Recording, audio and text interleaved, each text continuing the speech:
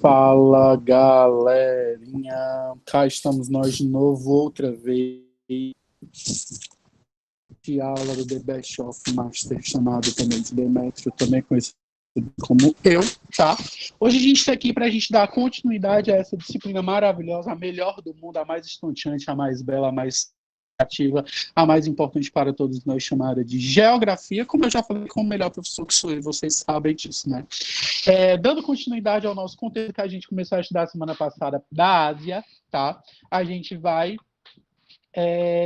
fazer conceituações dos climas, das regiões e da questão hídrica do continente asiático. Climas e formações vegetais da Ásia. A gente já viu que o continente asiático ele é muito extenso no sentido norte-sul e no sentido oeste, mas essa extensão no sentido norte-sul vai caracterizar e vai dar a ele características geográficas diferentemente em cada dimensão, em cada posicionamento dele que ele tiver sobre o globo. Então, eles vão ter climas desde lá do extremo norte, vou botar aqui para não aparecer, desde o extremo norte, climas polares e frios, até mesmo climas quentes equatoriais, como a gente tem aqui também no território brasileiro, tá? Para a gente compreender os climas da Ásia, é importante observar três fatores. A maior parte ele fica entre a zona temperada do norte, as exposições do relevo no sentido leste-oeste atrapalham a circulação de massas de ar. Então, no sentido leste-oeste, tem uma cadeia de montanhas, a cadeia do Himalaia. E a cadeia do Himalaia faz com que a umidade não passe, então essa área seja bastante úmida, seja composta de quentes, tá certo? Tanto quentes, como eu já falei, porque na Ásia tem os desertos quentes e os desertos frios.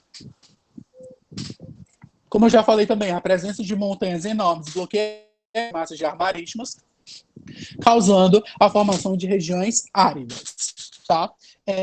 Caracterizando um pouco sobre o clima do continente asiático. A aula de hoje é bem breve, é bem simples, é bem direcionada, justamente para vocês não se confundirem nessa dimensão. O clima são todos iguais, então vai se diferenciar qual vai ser as atuações do clima e no continente asiático o que monções, é a única diferença. Extremo norte da Ásia. O extremo norte da Ásia está lá relacionado à parte da Sibéria, na Rússia, tá? E é uma região denominada por climas e dominada por climas polares, tá? Esses climas polares, como o norte da Sibéria, tá certo? É atravessado pelo Círculo Polar Ártico, então ele está inserido no Polo Norte, onde a gente pode encontrar temperaturas médias baixas durante todo o ano. E vão ser lá que vão ser registradas as menores médias de temperaturas na superfície terrestre. Vale destacar também o Himalaia, que é a cordilheira de montanhas, tá certo? Observa-se o clima de montanha, ele é frio por causa da altitude, então quanto mais alto for, menor vai ser a temperatura e o frio de montanha predominam, com média baixa, com médias térmicas de temperaturas baixíssimas durante todo o ano, perdão, semelhante ao clima polar que existe na asiática, tá certo? Com pouca precipitação durante o ano, quantidade de chuvas. Do norte para o sul, a gente encontra, depois do frio de montanha, o clima temperado continental, onde o que atua sobre ele é a continentalidade, tá? De acordo com a continentalidade, os invernos são rigorosos, com médias inferiores a 0 graus, e os verões são extremamente quentes, apresentando uma amplitude térmica muito grande. A quantidade de chuva é baixa, tá certo? Entre o verão e a primavera. Então, no inverno se tem a precipitação porque as temperaturas ficam abaixo de zero, mas precipitação de chuva mesmo líquida, em estado líquido, não existe. Ela se condensa entre a verão e a tá? O nordeste da China ele possui um clima temperado oceânico, onde o que vai influenciar o clima temperado não é mais o continente, a continentalidade, sim a maritimidade, com verões brandos e invernos amenos e secos, além de alta precipitação. Então, dependendo da área de atuação, tanto do clima temperado quanto do clima tropical, a continentalidade e a umidade vai influenciar na intensificação daquelas características. Então, se o inverno é rigoroso, a continentalidade faz com que ele seja rigoroso ainda. Se o inverno é ameno, ele faz com que o inverno seja mais ameno ainda. E assim acontece também com a maritimidade. No litoral oeste do Oriente Médio, no litoral esquerdo do Oriente Médio, ali fazendo fronteira com a África, tá? Em Mediterrâneo, com baixa concentrada no inverno, verões extremamente quentes e invernos a menos, tá? Então, nessa região de clima mediterrâneo, onde as temperaturas começam a subir, tá certo? Predominantemente médio, onde a precipitação é pequena, concentrada no inverno, os verões são extremamente quentes e os invernos a menos, como a gente já viu. A pouca precipitação que existe acontece no inverno. O clima semiárido de latitude, que é justamente quando ocorre a existência de da formação de montanhas, tá?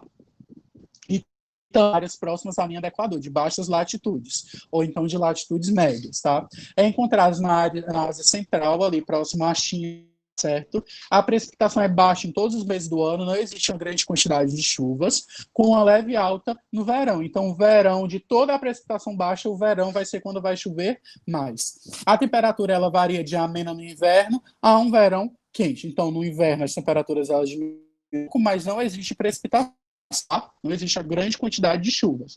É praticamente mínima. A temperatura amena se deve às latitudes médias, que é justamente ali da região da China, ali acima da linha do Equador, latitudes médias, latitudes baixas na linha do Equador, latitudes médias nas zonas temperadas, transição de zona temperada para a zona tropical, ou de zona tropical para a zona temperada.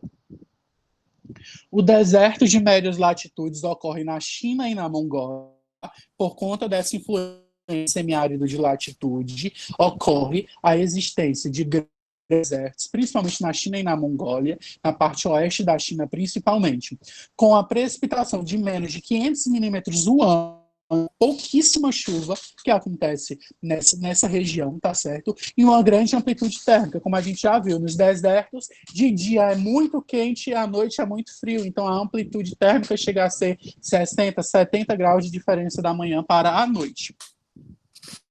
Clima subtropical, que é justamente aquele clima chegando à área tropical, que não é temperado e não é clima tropical, possui dos dois climas, que é caracterizado no norte da Índia e no Japão e no sudeste chinês.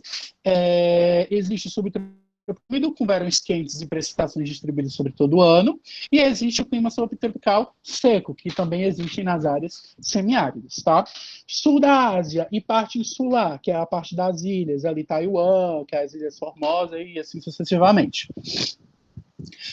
Como encontra o clima tropical, já está nas áreas próximas às linhas do Equador.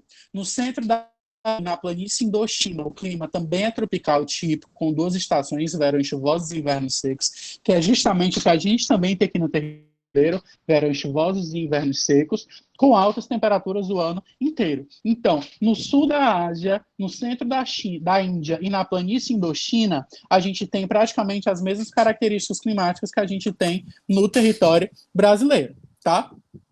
No sul da Índia, para a gente finalizar a parte, e sudoeste da planície Indochina, são dominados pelos tropicais de monções, que vai ser o que a gente vai ver agora nos próximos 2 slides. Monções úmidas e monções secas, tá? Que é como se fosse a intimidade e as massas de ar influenciando nas condições climáticas da China, porém isso eu vou já explico para vocês. Com verões muito chuvosos e invernos secos, com origem dos ventos no Oceano Índico. Tá? O clima tropical úmido está na porção insular e na parte sudeste asiática, com médias térmicas e umidade distribuída durante o ano. Antes da gente falar sobre as monções, que é os próximos slides, a gente vai ver um pouco sobre as vegetações asiáticas. De acordo com as condições climáticas, existem vegetações específicas. A gente já viu, quanto menor a temperatura, menor o porte da vegetação, quanto maior a umidade, maior vai ser o porte da vegetação, quanto maior a altitude, a vegetação vai ser menor, quanto menor for a temperatura, a vegetação menor e adaptada à condição de clima, e assim sucessivamente. Então, na Ásia, a gente tem a ocorrência de floresta de coníferas, que são florestas em formatos de cone, que é os pinheiros, as plantas, tá? Floresta temperada, mediterrânea, estepes e pradarias, desertos, savana, floresta pluvial tropical, que é semelhante à floresta amazônica, e climas e vegetações adaptadas às condições de alta montanha.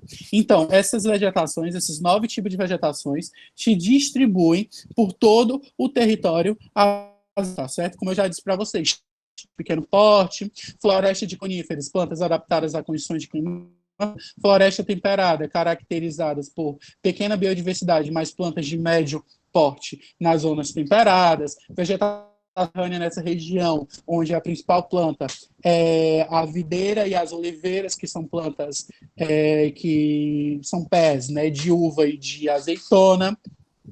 Estepes e pradarias, essa região que é a região desértica, tá? Que são regiões, são plantas formadas e arbustos, vegetação desértica, que são plantas xerófilas, se eu não me engano, que são plantas adaptadas às condições de clima quente, a savana, que também é caracterizada pelo deserto, que se assemelha ao cerrado brasileiro, a floresta fluvial tropical, como eu já falei para vocês, na zona tropical, que se assemelha à floresta amazônica, e a vegetação de alta montanha aqui na cordilheira do Himalaia, que está relacionada à vegetação de pequeno porte adaptada a condições de clima frio. Agora a gente vai falar das monções asiáticas.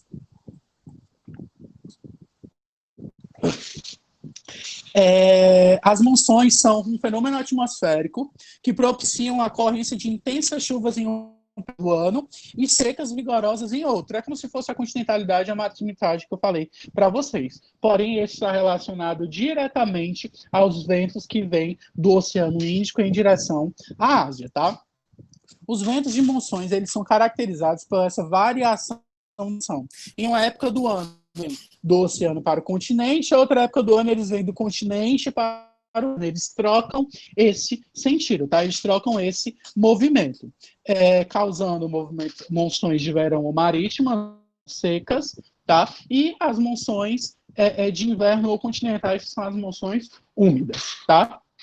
E aí a gente pode ver a monção úmida. A monção úmida, vocês podem relacionar a existência de umidade.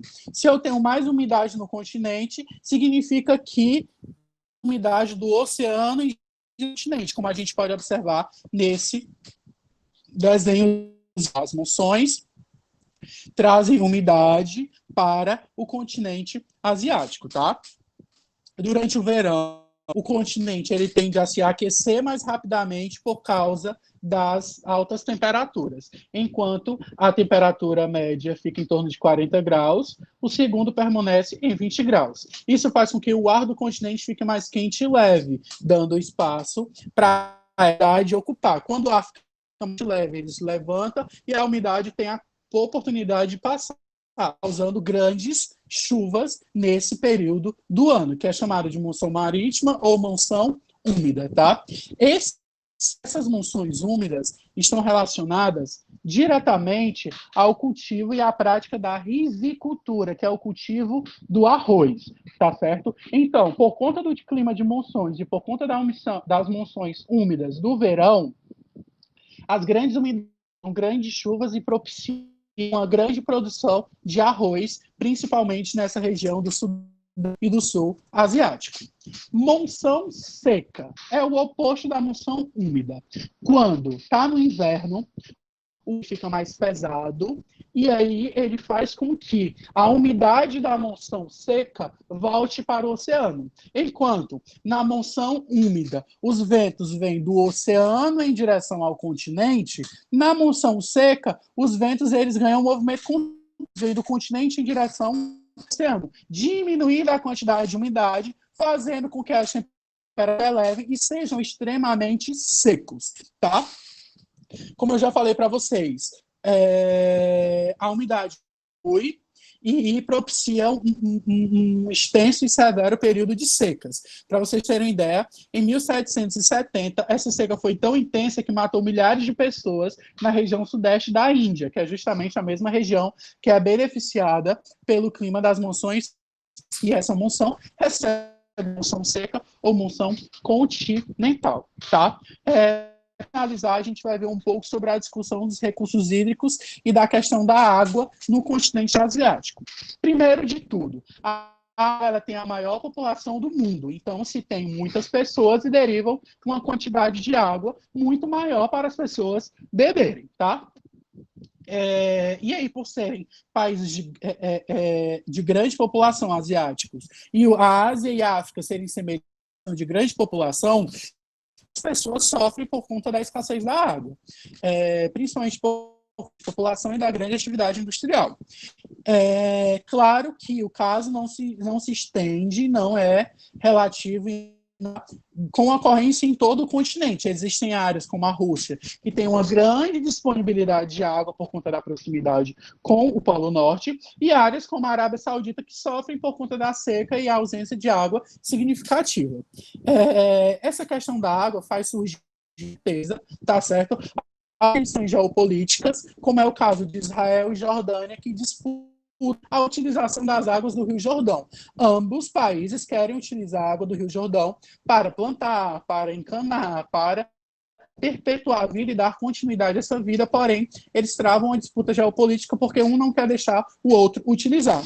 E como exemplo dessas disputas geopolíticas, eu trago aí, por exemplo, a Guerra dos 6 Dias, que aconteceu em 1967. Vou ler para vocês, e esse exemplo também está no livro de vocês, tá? A guerra, ela foi pela ameaça cisjordânia de desviar o Rio Jordão para o seu próprio uso, como para vocês, provocando uma resposta imediata por parte de Israel. As terras tomadas por Israel nesse conflito garantiram-lhe o acesso às cabeceiras do Jordão, nas colinas de Golã, assim como do aquífero da Cisjordânia, aumentando seus recursos hídricos em 50%. Então, Israel tomou uma parte das terras da Jordânia, tá certo? Adquirindo assim as cabeceiras, que são as nascentes do Rio Jordão, e também o aquífero da Cisjordânia. Por essa guerra, os recursos hídricos de Jordão aumentaram 50%. Para vocês verem como a disputa hídrica, a disputa sobre as águas no continente asiático, ela é muito significativa e ela tem desconfortos geopolíticos gigantescos. Galera, em aula de hoje fica por aqui, tá? Espero que vocês tenham gostado. Não chorem a minha ausência. Semana que vem a gente está aqui trazendo a revisão e um novo conteúdo para vocês. Um beijo, um abraço, um cheiro no coração e